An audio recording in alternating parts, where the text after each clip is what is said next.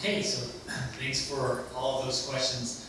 I think now we are kind of going to do a little bit of a wrap up. Brett and I will help you sort of pull together places where you can seek resources or seek help, seek counsel. And then we'd like to get some feedback from you about all that took place this weekend and some of your thoughts and reflections on those things. So one of the things that Nikki was asking us to talk about this afternoon with you all is how can we reflect back to BJA what you all got out of this at this point, what you're aware of has helped you about this past couple days. And we'd like to talk about that and record some of that if possible. So who'd be willing to share just anything that you've gotten, and hopefully we'll be trying to put to use back home.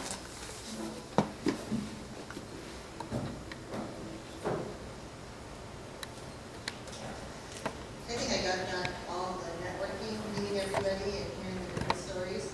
I kind of wish there was a little bit more on, okay, we have peacemaking started. What are the issues that we face? In the case law that's come out and we deal with peacemaking cases, is there any problems in them? I'd like to see what would be the next step, what would happen then. And I don't think we've addressed that enough. There's been a lot on why to do it, how to start it, purpose of doing it, how great it's been, how difficult it is to get started. But what if we have it now? What's going to happen next? And I'd like to see more of that addressed. Thank you. Did you, just real quick, did you reflect that in your survey too? That'd be good to put in the comment section too. If you, yeah, but I wrote it down. Oh, no, the big survey. You turned it in? That's all right, I have it written down. I'll put it in. Who else? I'm understanding yet to tell BGA there's a need for another conference to follow up and build upon this foundation.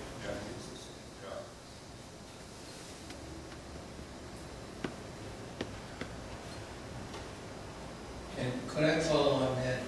I totally agree with Judge Petoskey. I suspect you couldn't announce this because you're waiting on commitment of funding. So you need your commitment from them a lot earlier. Because a lot of people, I think, would really, I know from people that I know, would love to come to this and participate and learn. But, you know, it was a little bit close in time when you finally be able to announce it.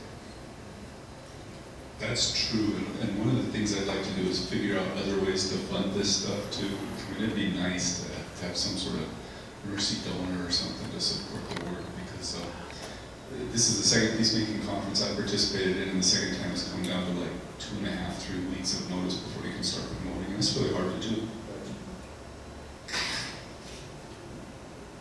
Have you tried the Casey Foundation? Not enough, because I don't have any money from them yet, but I'll keep pushing. That's good, that's helpful. I would just say, they have been incredibly supportive in Michigan of the work we're doing around IGWA and then MIPCA too, the Michigan Indian Grant Work. Especially if you direct that foster care. Yes. They've got a very big commitment to ending foster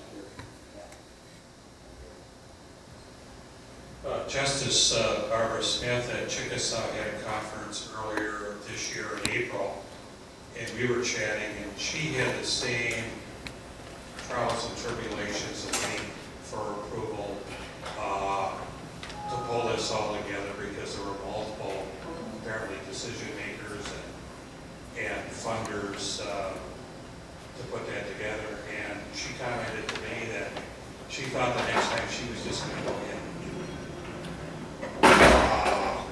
I'm not volunteering to do anything, but I just felt like I should share that because I think she would want me to share that. Well, that's great. And one of our visions for this project too is hopefully there'd be some sort of a center for excellence where we could actually go to and have trainings, and you know, hopefully that could be a tribal facility too. And obviously Chickasaw's been doing some nice stuff, and they've jumped in on the peacemaking. That's something that's in the back of my mind, is some tribe has to rise up for that too, and I always think along those lines. Other things we can report back to BJA about why this has been useful for you. That's what we're looking for. And constructive criticism about what to do better next time. Well, I think there's been several offers of support and to provide resources to tribes, and for me, that was worth the entire conference.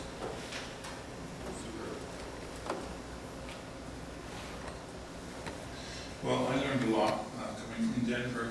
We have a very diverse population base with over 200 nations represented there.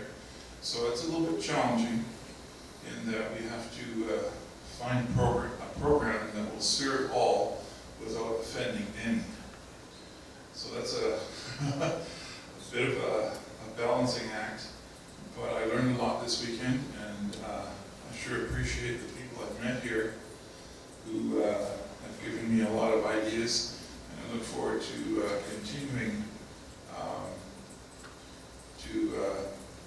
continuing that contact so that we can work and grow together. Thank you all.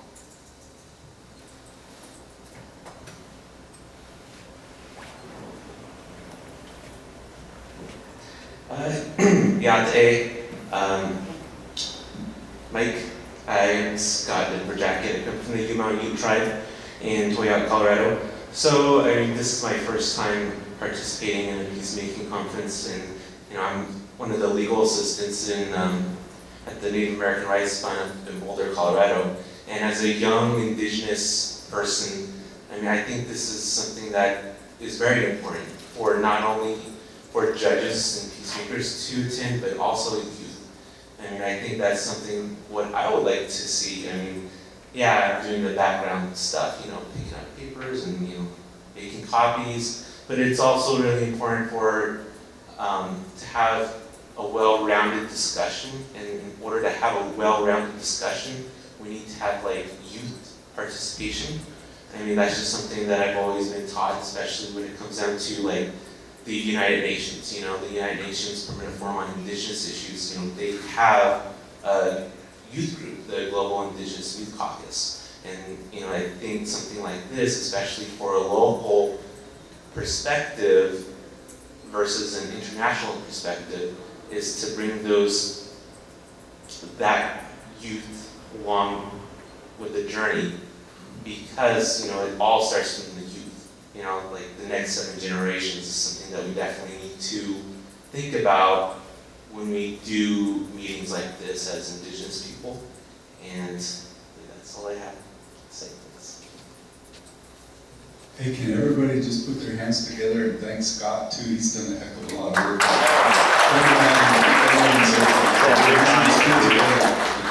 Nikki, myself, Sean, we've all been going to Scott with all the stuff that we really need help with. He's done a great job. To follow up for Scott in support of the youth, because I also am a young person, and I want to thank our Chief Judge, Michael Petoskey, for inviting me to come here. That is actually one of the things that we found was very important in our Native Justice Initiative at our tribe, is to involve the various different groups. You have your youth, you have your elders, but you also have your veterans.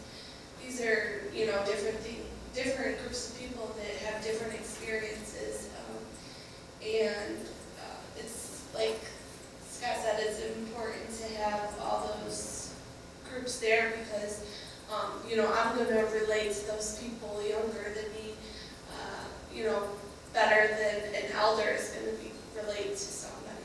And a veteran is going to relate to another veteran in a better way than somebody who's never been in that predicament. So it's important to look at the various different groups of people when developing your systems.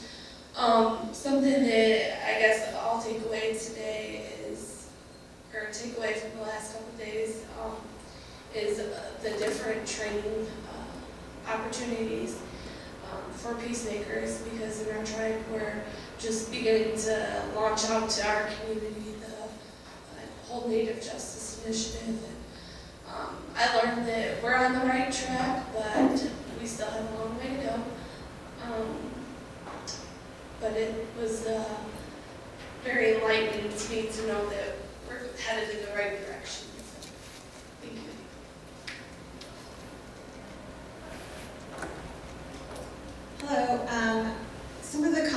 some of the thoughts that I've had about this is, I think it would be really great if we had some case studies or some positive stories about cases that tribes have done or tribes have used peacemaking for. I think that would be really good to just kind of show that, first of all, peacemaking knows no bounds. You know, we can implement it in so many different cases, and it just doesn't have to be domestic relations cases. It doesn't have to be in one specific case. It can just encompass everything. And I think tribes are great because we are little microcosms, and we can kind of look and see, oh, this is how one tribe does it, and essentially not be afraid of failing or of encountering problems, but actually just going out there and trying it. It sounds like, hearing some of the comments, a lot of tribes are afraid, and we want to make our own boundaries, we want to put up our own barriers and say, this is something we can't do. But I mean, if we hear from other tribes saying, this is something we did, and this is how we use peacemaking to solve this one conflict, it might be helpful to help other tribes get out of that essentially fear zone. I know yesterday there was some discussion about whether or not we could use peacemaking for major criminal cases, and I didn't share this yesterday, but it was something that was on my mind. There was a case in Navajo where my uncle was the judge on the case, and the case didn't proceed in the tribal courts, and it was referred to federal for prosecution. It was a murder case, and it just got lost in the shuffle, and the family was very concerned, and the family just wanted.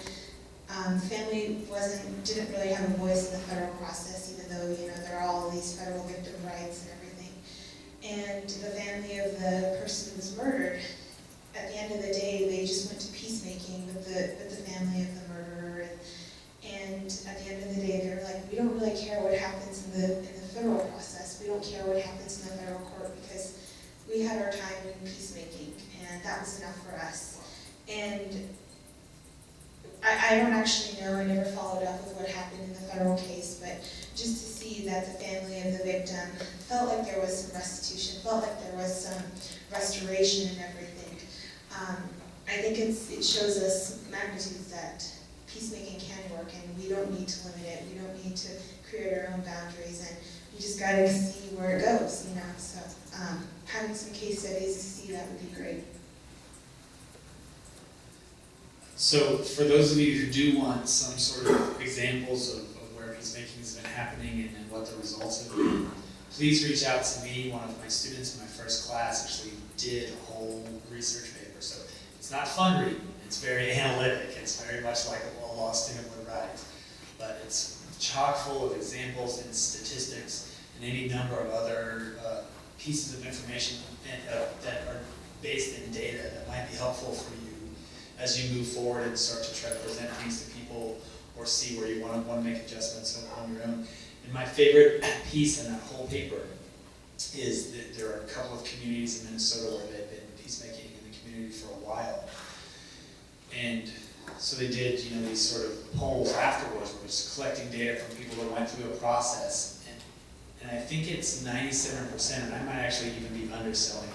97% of what we would call defendants in the case were happy with the process, having gone through the process, and were happy with the agreement that was reached. And these were people who were being sentenced to something. And something like 97%, and again, I might actually be underselling it, percent of the community who went through the process with the defendants were also happy with the outcome, happy with the process, and happy with, for lack of a better word, the sentence that was reached. And that is remarkable to me. That every time I think about that, that blows me away, because what you would expect in any case is for the person who was punished to be very happy that he got a light sentence, but the community to be mad because he got a light sentence, or for the community to be really happy because they felt like he was severely punished, but him to be unhappy because he was severely punished and treated fairly. So for almost every single person involved, the community and the offender, to say this was a process that I think was beneficial, where I was treated fair, and where the outcome helped all of us, that is remarkable. And anybody who wants that paper, please email me. I will gladly send it to you, because it's a beautiful piece of work. pieces of feedback? Well, this will have one once in a Oh, while. sure. That You bet. information. Yeah, you bet. And when we email you, what is it that they asked for? You should ask for the research into like kind of tribal outcomes or peacemaking outcomes. Thank you. And I'm pretty easy to find if you have my name, which is Sean Watts, because it's just Sean. Actually, what is it? It's S Watts 1. That's SWATTS and then number 1 at law.columbia.edu. And I also have cards if I happily give you a tin. Or call Narf, ask for me, I'll give you his email address or email it to you.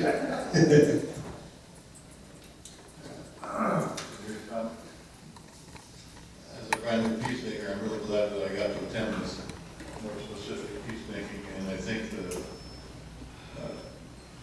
most important message I got out of this when we have our first case or our early cases is the value of listening and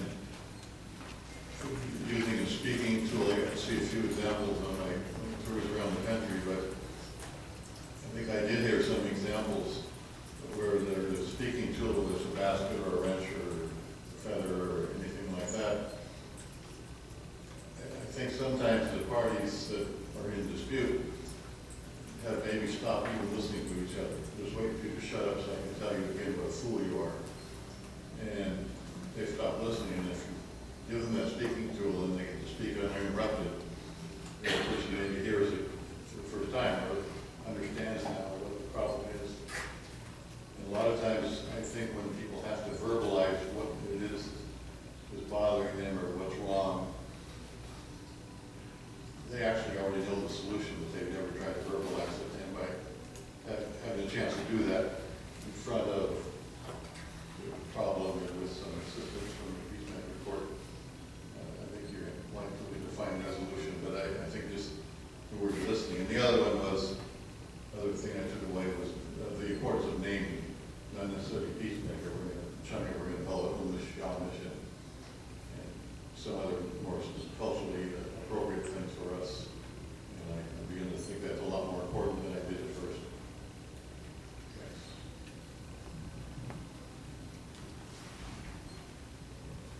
Anyone else?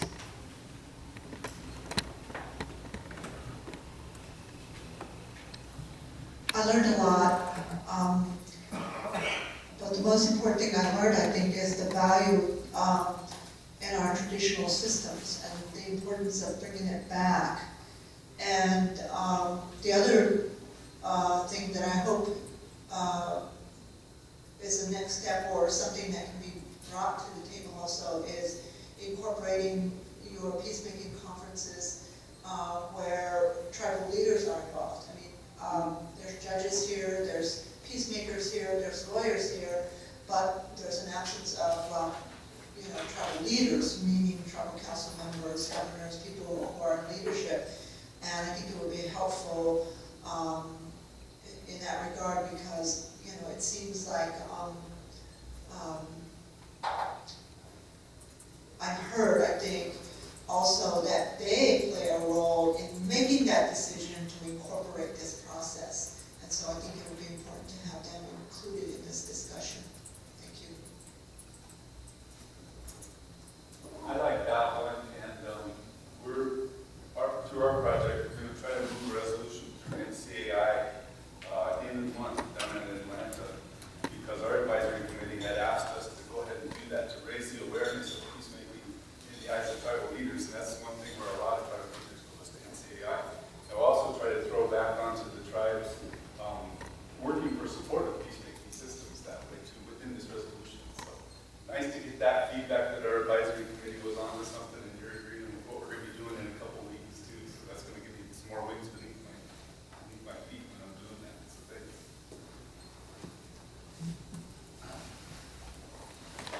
Hey, let's give Nikki a hand too. What's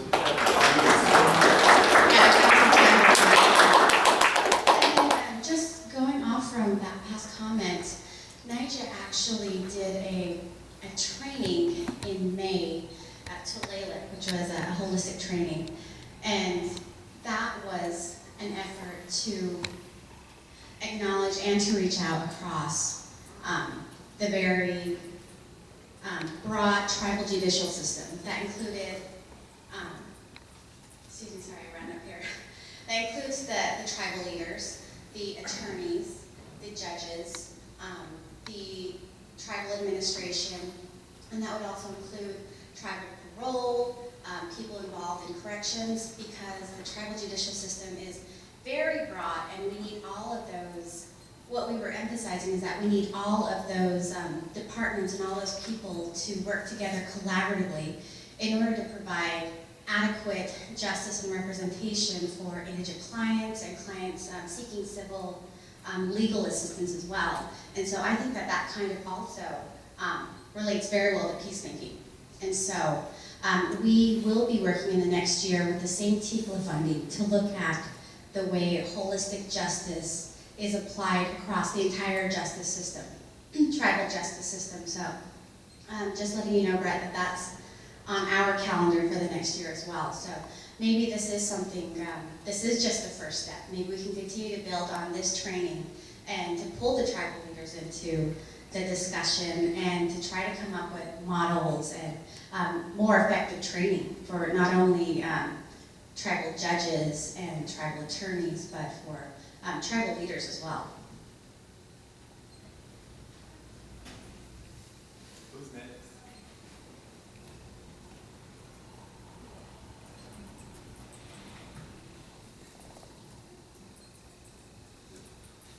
All right, well, thanks to everyone for taking the time to be here, taking the time to share your perspective. If you need further resources or help, you can, I think we're posting things at the NYJA website, which is NYJA.org. NYJA.org, at the NARF website, which has its own peacemaking section, which is narf.org/peacemaking. And you can contact me anytime you need, and I think for those of you that was in the session, the breakout session with me earlier, I need work to give to my students. If there are projects that you have that you want help with, or that you need someone to do, and we're happy to do it. We'll do whatever we can, and the sooner I can get it to them, the more time they'll have to do it, and the better jobs they'll do. They're going to do a great job, I think. So thank you all for coming. We really appreciate your time and patience. And I want to say thank you too. It means a lot to have everybody show up here.